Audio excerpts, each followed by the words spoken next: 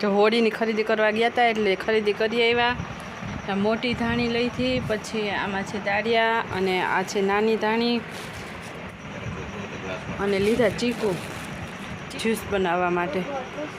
પછી શાકભાજી લઈ આવ્યા, લીંબુ, આમાં ભીંડા છે, મરચાં, બીજું હા રવૈયા લીધા। આખા હરીને રવૈયાનું શાક એકદમ સરસ લાગે ને સિઝનનું અમારી ઘરે પેલું તરબૂચ આવ્યું છે, તરબૂચ લીધું।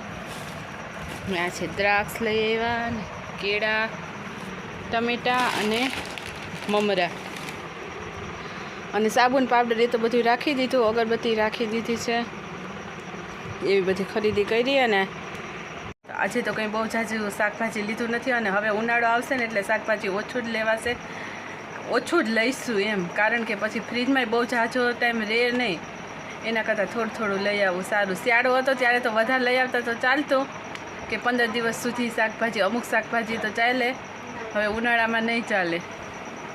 એટલે જો પછી એકાદા બે શાક અહીંયાથી બાજુમાંથી લઈ લઈએ એટલે હાલે। અને વટાણા હવે 50 રૂપિયાના કિલો થઈ ગયા। ગઈ વખતે અમે ગયા હતા ને શાકભાજી લેવા ત્યારે 30 રૂપિયાના કિલો હતા, 50ના 2 કિલો આપતા હતા, અત્યારે 50 રૂપિયાના કિલો થઈ ગયા અને થોડાક ટાઈમમાં હમણાં 100 રૂપિયા થઈ જશે। તો રવૈયા અને મરચાં બંને ભેગા છે ને એટલે અલગ કરું ને તો જો તો આ નાનું રવૈયું એકદમ નાનું છે, જો તો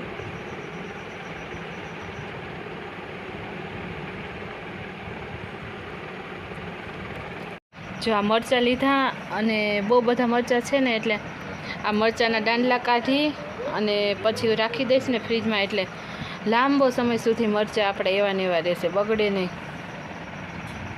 જો આવી રીતના આમ દાંડલા કાપી દઈએ ને પછી આવી રીતના રાખી દઈએ ને મરચાં, એટલે લાંબો સમય સુધી આ મરચાં આવા આવા જ રહે। અને હવે દિવસે જો અમારે કેટલી ખુશ થાય।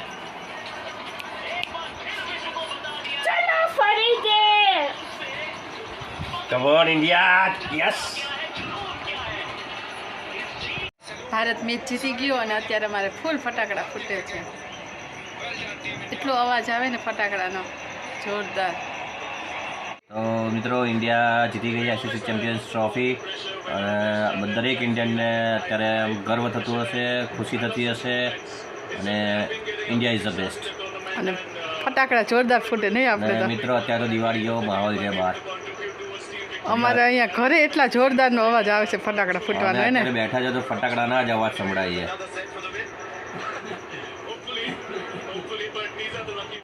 મમ્મા શું બનાવો છો?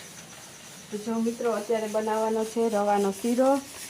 એટલે જો આ રવો છે ને, આ વાટકી ભરીને રવો કરીએ ને તો એની સામે 3 ગણું પાણી લેવાનું। એટલે જો મેં આટલી વાટકી ભરીને રવાની તો આટલી 3 વાટકી પાણી ગરમ કરવા મૂકી દેશે, એટલે પરફેક્ટ શીરો બનશે આપણો। દૂધ નાખવું હોય તો ઓછું કરવાનું પાણી।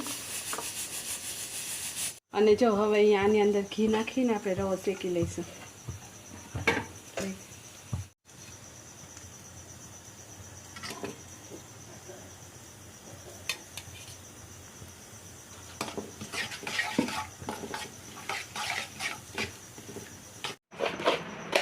તે દિવસે જો સ્લાઇસર લઈ આવ્યા હતા ને અમે ડ્રાયફ્રૂટ કટર, એ આ છે તે રવો જો લાલાશ પડતો શેકાવા જ આવ્યો છે। અને અહીંયા 3 વાટકી ભરીને પાણી ગરમ કરવા રાખી દીધું હતું, પાણી ઉકળી ગયો, ગેસ કરી દઈએ બંધ।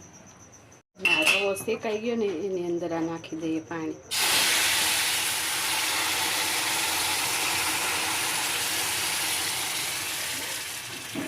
આટલું પાણી દેખાય ને આ પાણી પરફેક્ટ થશે, બધું પાણી રવો પી જશે, જરાય ઓછું નહીં પડે ને વધશે નહીં, બિલકુલ પરફેક્ટ પાણી થશે। હમણાં થોડીક વાર પછી બતાવું। જુઓ બધું પાણી પી ગયો ને રવો, કેવો મસ્ત બની ગયો આપણો શીરો। અને હવે જો આટલી ખાંડ નાખી દઈશું આપણે, પછી ઓછી લાગશે તો ફરીથી નાખશું, લગભગ તો ઓછી નહીં જ પડે, પછી ખાંડનું પાણી થશે થોડું।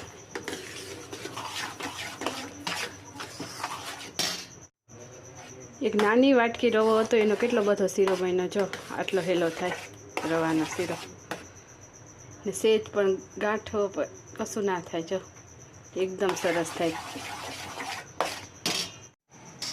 તો મિત્રો જો આપણો શીરો બની ગયો છે, જો કેટલો મસ્ત. અને આ શીરામાંથી ઘી છૂટું પડે ને ત્યાં સુધી હલાવવાનું, એટલે એકદમ શીરો પરફેક્ટ બને આપણો.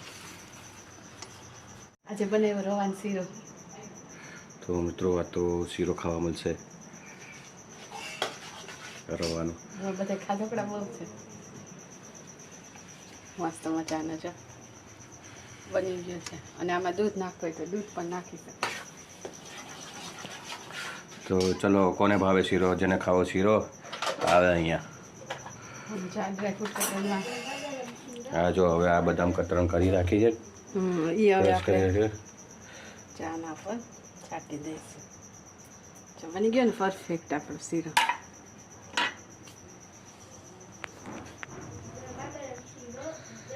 ગરમ શીરો. તો ચલો મિત્રો, ગરમા ગરમ શીરો ખાવા. બબીરા શીરાની રેસીપી જો તમને સારી લાગી હોય તો બબીરા વિડીયોને લાઈક શેર જરૂરથી કરજો અને આ રેસીપી જરૂરથી ટ્રાય કરજો. મળીશું નવા વ્લોગમાં. ત્યાં સુધી જય માતાજી, જય શ્રી કૃષ્ણ, બાય બાય. મિત્રો પરમ દિવસે છે હોળી, અને તો સૌને એડવાન્સમાં હેપી હોળી.